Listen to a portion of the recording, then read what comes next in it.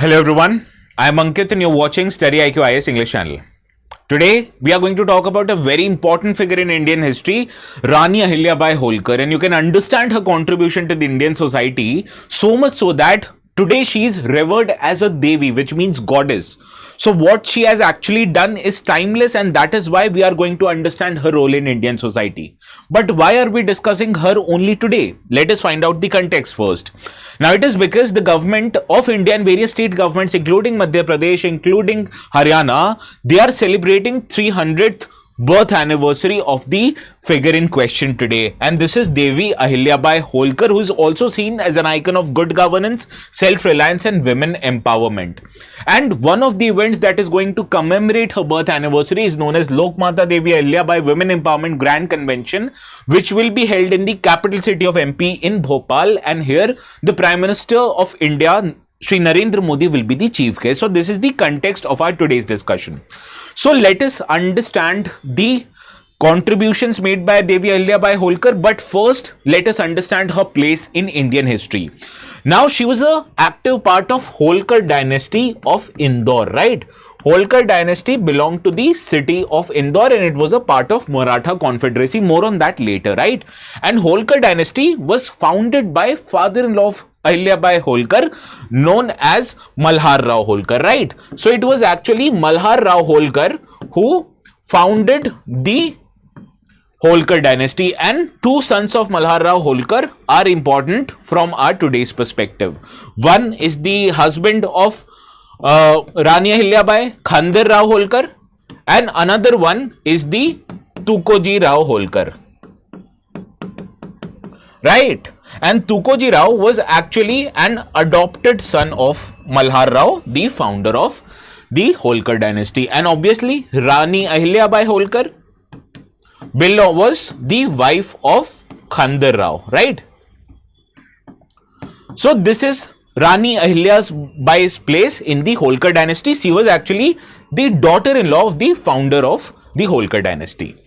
Now let us understand the birth of Rani Ahilyabai Holkar. She was born in a village in Ahmednagar district in 1725 in a Maratha family, and her husband obviously was the son of the founder of Maratha Confederacy, Khandar Rao, and obviously the father-in-law of Devi Ahilyabai was Malhar Rao Holkar, who was the founder of Malhar or the Holkar dynasty. And before founding the Holkar dynasty, Malhar Rao was officer in the Confederacy of Pesha Bajwi Rao, and he was posted in Malwa to collect taxes which were imposed by Maratha Confederacy on other territories like Chauth and Sardesh Mukhi. Chauth basically was 1/4 or 25% of taxes, and Sardesh Mukhi was an additional percent of tax levied on other subjects of Maratha, which historically Maratha claimed were their own territory, right?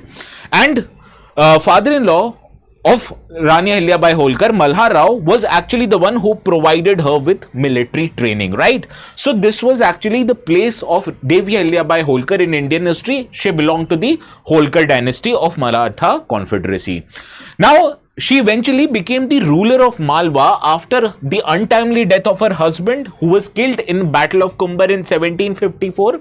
And after that, she appointed one of her brother-in-law, that was Tukoji Rao Holkar, as a commander-in-chief of her army.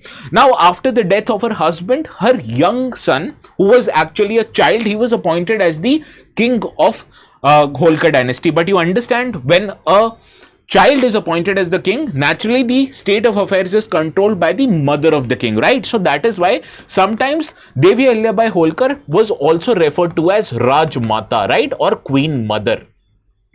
Now, while she was the ruler of the Holkar dynasty, after again the untimely death of her son, she established Maheshwar in Madhya Pradesh as the seat of Holkar dynasty. So effectively meant the capital of Holkar dynasty shifted from Indore to Maheshwar under the rule of Rani or Devi Ahilyabai Holkar. Understood? So this was her contribution in the kingdom of Holkar.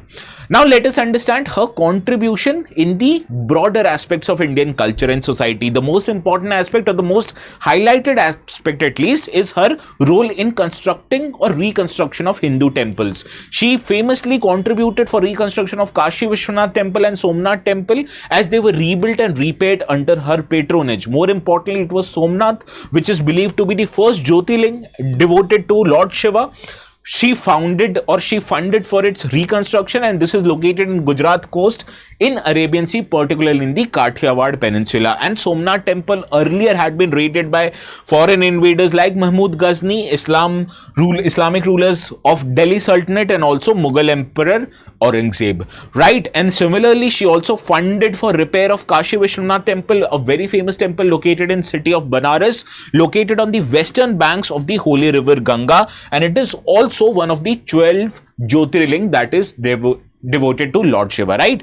So it was her role in the reconstruction of Indian temples, particularly belonging to Lord Shiva. Similarly, she also patronized many famous scholars. One of the famous scholars was Sanskrit scholar Kushali Ram and Marathi poets like Maropant and Shahir Anandphandi. Now, Maropant is famous for his work like political commentary on Ramayana and Mahabharata, a number of Akhinis-based Puranas, Aryabhatta and Kekavati. Similarly, Shahir Anandphandi is famous for composing Lavani and Povdas, right? So this is how she patronized even art and culture in her own rule. Now, let us come and understand about her role in governance and administration. This is probably why she is so much revered even as a ruler, right? Now, while she was the queen of Holkar dynasty, she held daily public audiences which helped her subjects or people living under rule to readdress or help readdress the problems of common man. Similarly, she also earned a reputation for administrating justice fairly and even having no partiality or showing no partisanship. So much so that she even ordered or sentenced her only son, who was found guilty of a capital offense, to be held to death by being crushed by an elephant. So you can understand, in terms of delivery of justice, she was so ruthless that she did not even let her motherly feelings come in between, right? Similarly, some of the landmark decisions made during her tenure as the queen was that she ordered removal of earlier traditional laws that confiscated the properties of childless widow, right? So she also favored for social reform, so much so that she was seen as a doyen of social development at the time. She worked for women education, she worked for promoting widow remarriages, and also resisted evil practices like sati and untouchability. One of her main role was mainstreaming tribes like Bhil and Gond, who were earlier considered to be of lower caste, right? Similarly, her role in economy can be quite prominent. Why? Because she organized a well-organized taxation system. The revenues earned by the Holkar state improved under her command, and similarly, she established Maheshwar and Indore as one of the centers of trade and commerce. And Indore, even today, is one of the most important industrial centers in the entire central India. In addition to be one of the cleanest city, not one, the cleanest city in India for many years, right? So this is her role that continues to stay even today, that Indore is one of the more important industrial centers in central India. Also, she promoted Maheshwar's weaving industry, so much so that Maheshwari saris and fabrics, they are registered as handicraft goods in India and also have the recognition of being with geographical indication tag, right? So this is her role in promoting the economy of the region, which continues even till date, right? So this is how a woman at so many years before had played a key role in undertaking social reform, in promoting her own religion, undertaking reconstruction of famous temples like Somnath and Kashi Vishwanath, promoting economy of the region, so much so that Indore continues to be one of the major industrial centers in India even today, right? So this was her key contribution. Now, before concluding our today's discussion, let us understand on a broader scale where or how was Holkar dynasty located in India. Now, Holkar dynasty in political terms was a part of a bigger Maratha confederacy. What you need to understand, Maratha kingdom acted as a federal structure where at the helm of affairs was a king called as Chhatrapati Shivaji, and similarly Chhatrapati Shivaji was the first king of Maratha confederacy, and there were regional kingdoms like Holkars of Indore, like Gaikwads of Baroda, like Sindhya of Gwalior, Peshwas of Pune and Bhosles of Nagpur. And all of these regional satraps, they recognized the suzerainty of the ultimate king of Maratha confederacy, that was titled of Chhatrapati, right? Similarly, it was third Anglo war when one of the king of Holkar dynasty, it was Malhar Rao II, he played a very important role in the third Maratha Anglo war. And after the end of tenure of Malhar Rao II, who was defeated in the battle of